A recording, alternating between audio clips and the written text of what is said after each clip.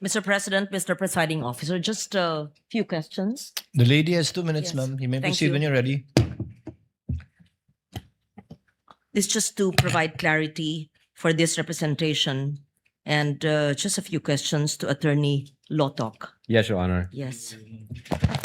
Attorney Lotok, sa paragraph 53 ng Affidavit of Investigation na iyong pinirmahan, sabi niyo po na the Vice President's statements were brought about or motivated by unpleasant circumstances occurring before November 23, 2024 press conference.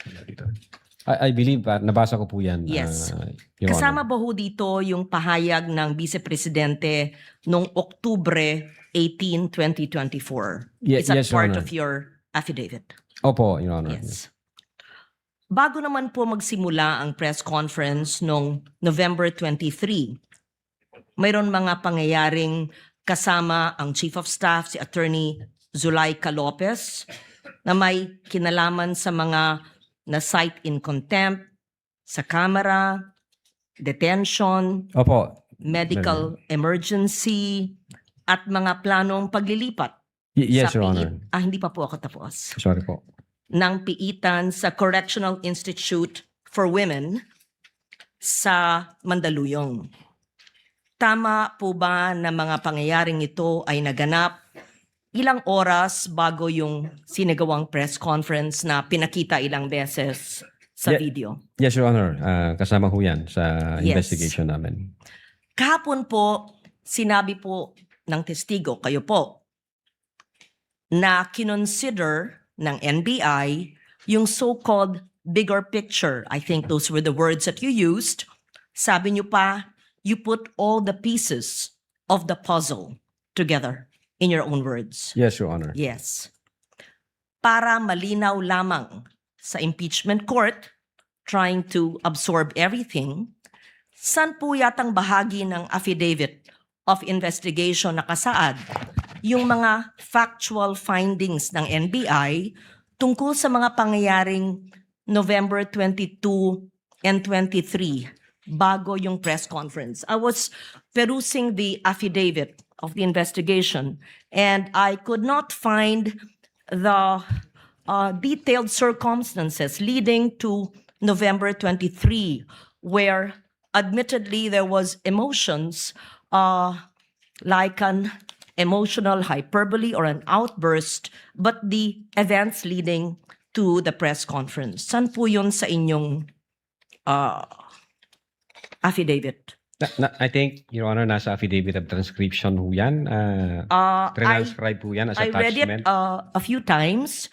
I could not see the detailed events leading to that.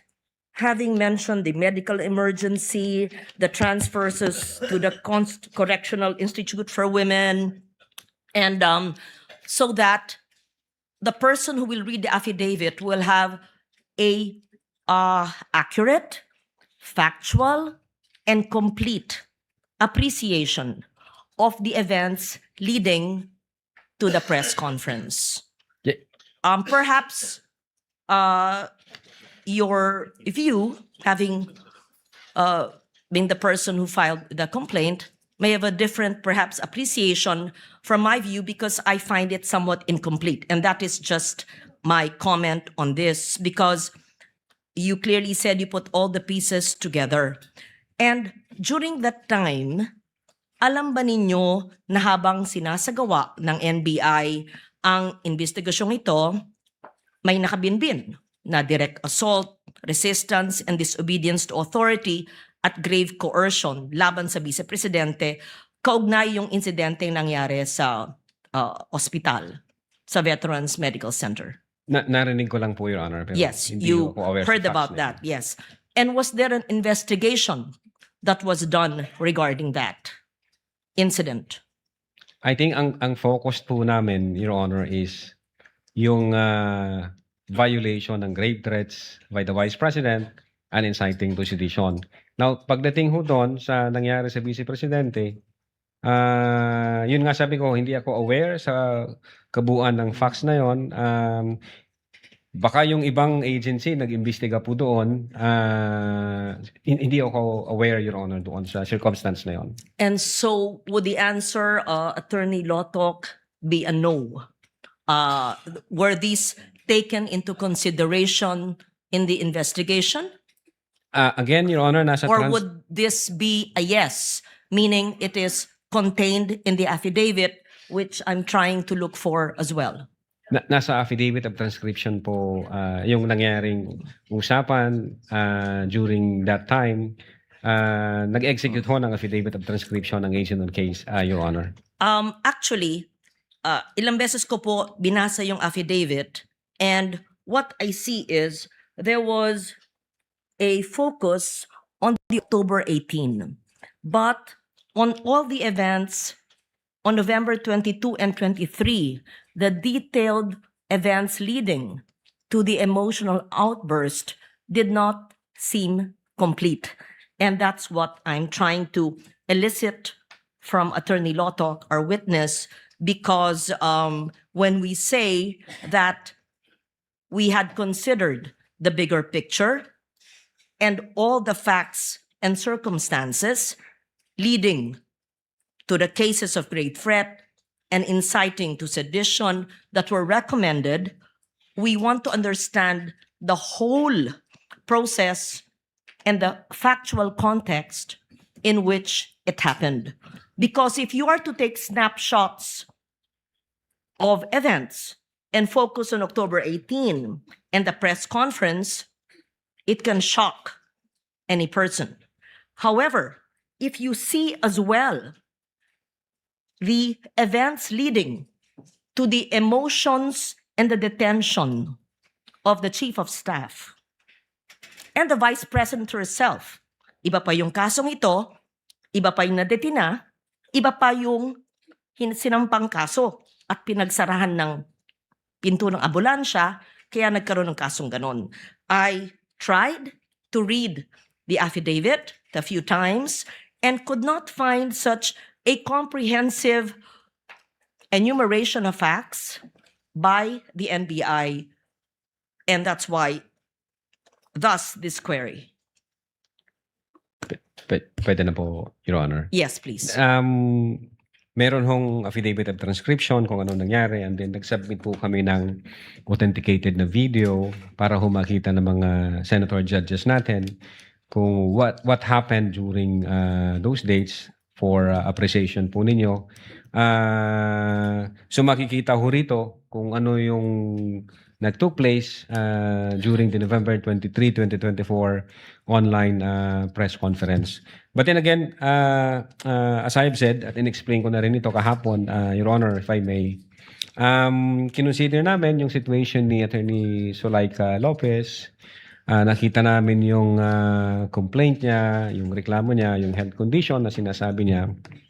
Sinama din po namin yon na ano ba yung nangyari. Taking all the situations or the facts and circumstances attendant to that event, hindi ho na alter yung the fact na nag-utter ang Vice President ng grave threats against the three. Despite of the fact na merong emotional situation na gano'n, hindi rin ho na-alter na merong violation na ginawa yung Vice President during that online press conference. And as a matter of fact, even before that emotional situation, maliwanag ko doon sa utterances, even before that emotional situation, sinasabi ho doon sa utterances, meron na akong kinausap.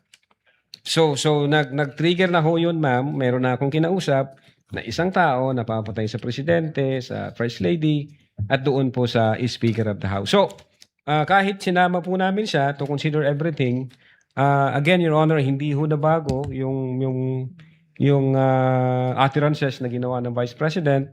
Hindi rin ho na bago na yung instruction niya is relentless in killing the three. Yes. Attorney Lotok, what I've been trying to ask is not just the utterances which we've watched several times, but all the events leading to the utterances, and that is what I want. I understand what you're saying, that there were attachments or transcription, but the transcription would not be considered an assessment or an investigation. These were perhaps attached as transcription. And you earlier said that the threats are circumstantial. So the and that is the reason why I was looking for that in the affidavit of the investigation. In short, para pong nakulangan ako, pero kung sinabi nyong inattach nyo yung transcript, so be it. But then, if you will read the 50 plus pages again of your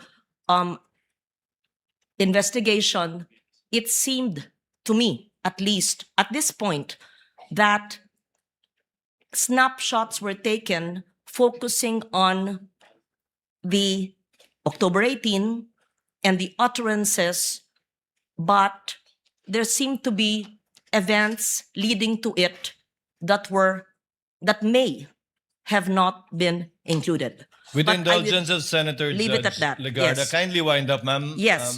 So the last question, thank you, Mr. Presiding Officer.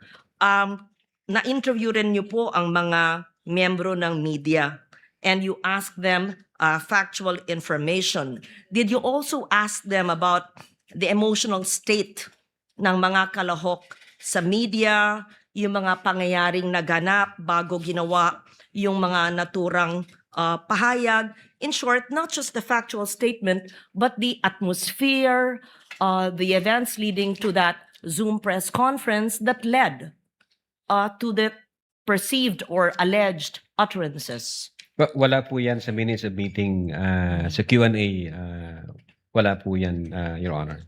Should you not have asked the members of media and the others who were part of that so that you would have, in your own words, sir, the complete picture, so that everything is taken into consideration on why such a highly placed person would give such utterances, because such conditions existed that just might have elicited it. But you did not do that investigation or at least conversations with the members of media. I leave it at that. Thank you for answering my questions. Thank you, Senator Judge Legarda. Senator.